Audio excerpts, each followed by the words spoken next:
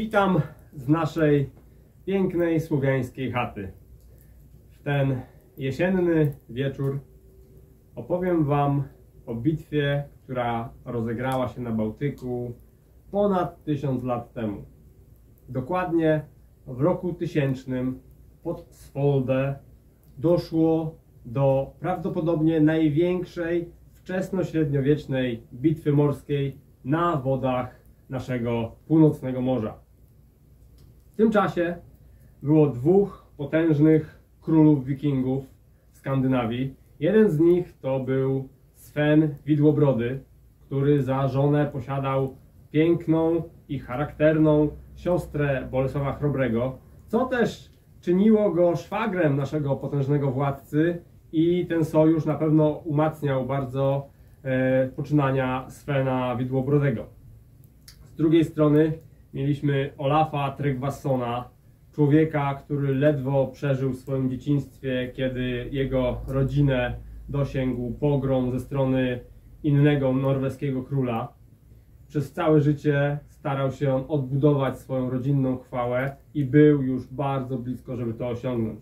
Jeszcze kilka lat wcześniej Olaf Tryggvason i Sven Widłobrody razem plądrowali angielskie ziemie, razem pili z rogu miód i wino zdobyte na Anglikach i razem dzielili łupy pomiędzy swoje silne drużyny skandynawskich, ale też słowiańskich wojowników. Jednak w roku 1000 Olaf Tryggvason postanowił pokonać Svena i ta bitwa tak naprawdę rozstrzygnęła o dominacji w Skandynawii w XI wieku. Ona też utorowała później drogę synowi Svena, czyli Knutowi, zwanemu Knutem Wielkim czy Kanutem Wielkim. Człowiek ten, budując na podwalinach, które stworzył dla niego jego ojciec, stworzył wielkie imperium sięgające od Anglii po Szwecję i od Norwegii po północne Połabie. Posłuchajcie, jak doszło do bitwy pod Svolde, jak ona przebiegała i jakie były jej następstwa.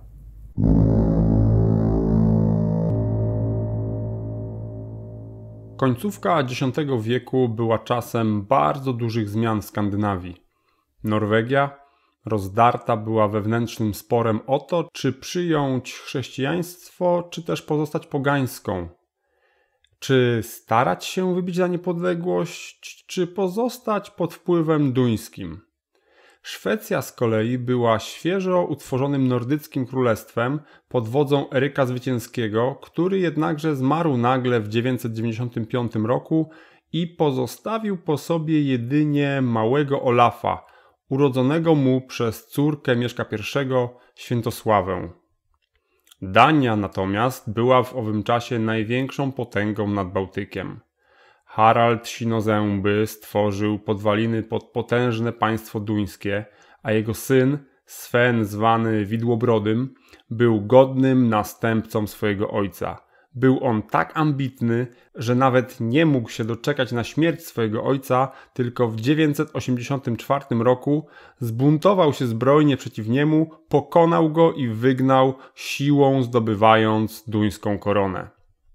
Następnym krokiem młodego duńskiego króla była próba podbicia Szwecji, lecz w bitwie pod Fylisferil zostali oni pokonani przez Eryka, który w ten sposób właśnie zyskał swój przydomek zwycięski.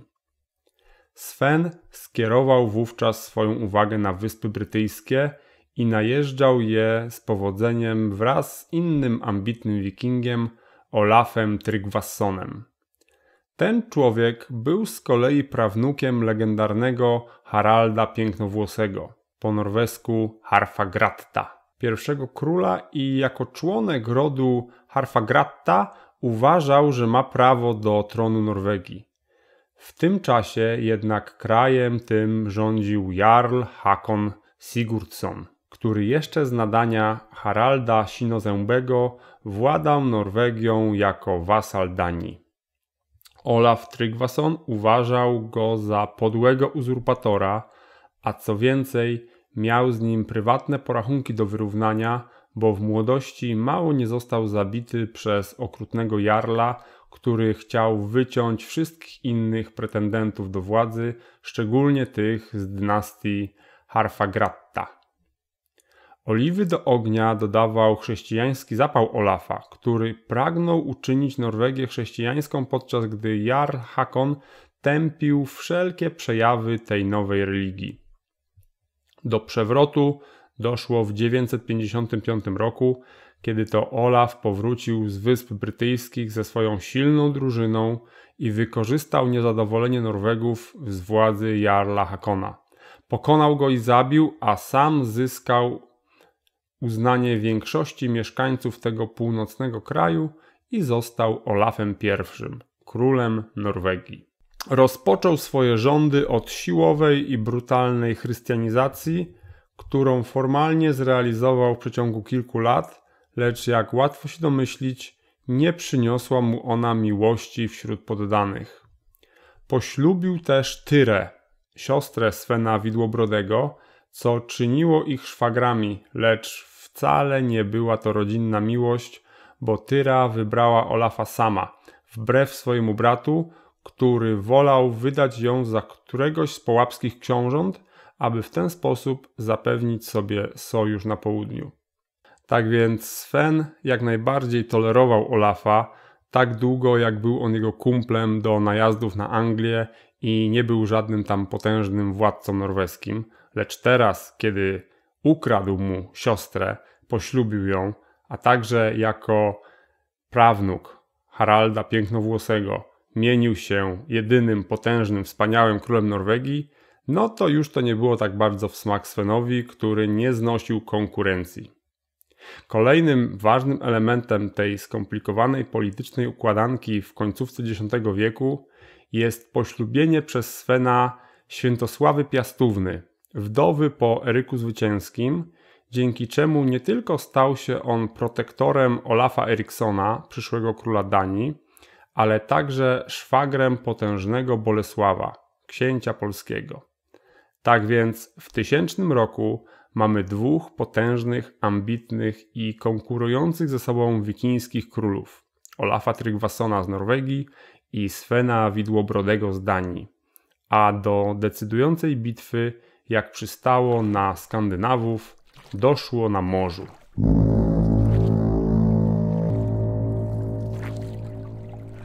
Dokładna lokalizacja owego Sfold nie jest do dziś znana.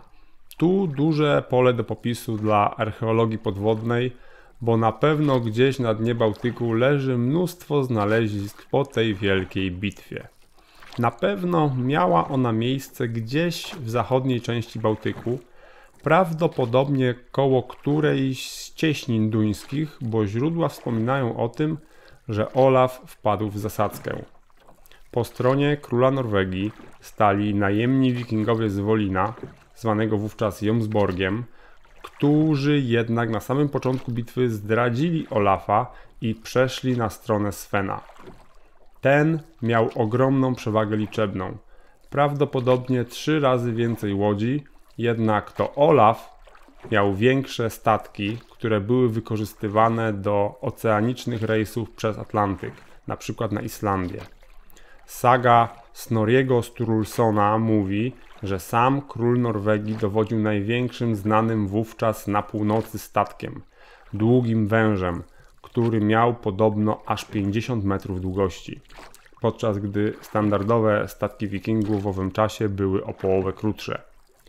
Olaf Tryggvason, mimo iż na pewno widział wielką przewagę liczebną swoich wrogów, ruszył z całym impetem do ataku, lecz jego potężne statki zostały szybko otoczone przez liczne, mniejsze łodzie duńskie i szwedzkie i wykończone jedna po drugiej, niczym szerszenie oblężone przez stado niewielkich, ale zajadliwych mrówek.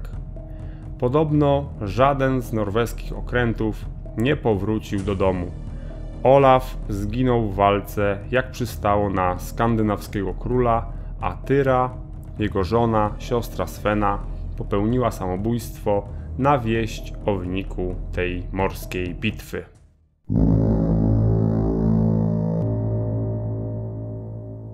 Śmierć norweskiego króla i epicka demonstracja siły Duńczyków i Szwedów spowodowała, że Norwegia była teraz bezbronnym krajem na łasce zwycięzców.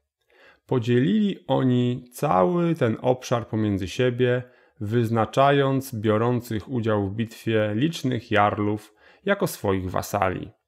Ta sytuacja spowodowała, że w Skandynawii nie było już z kim walczyć. Wszyscy władcy byli albo sojusznikami, albo wasalami Svena Widłobrodego.